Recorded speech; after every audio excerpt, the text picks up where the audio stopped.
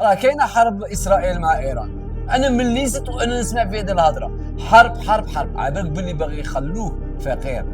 وهذا الشيء اللي راه صاري ماشي بصح، وما ديرش عليهم.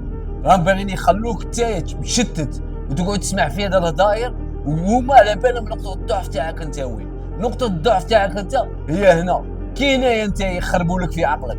تروح للتيلي تسمع اخبار، تروح للسوشيال ميديا تسمع اخبار على الحرب، انت شي غادي يصير لك؟ غادي تشتت، ما غاديش تولي مقابل حياتك، ما غاديش تولي مقابل اهدافك. اش تولي مقابل؟ تولي تقعد تسمع انت غير في الحروب. تخرج برا الناس تولي تهضر لك غير على الحرب، تروح للدار يقعدوا يهضروا لك على الحرب. انا مانيش باغيك تسمع الحرب، راني باغيك تنجح، وراني باغيك تقابل حياتك وتركز على حياتك.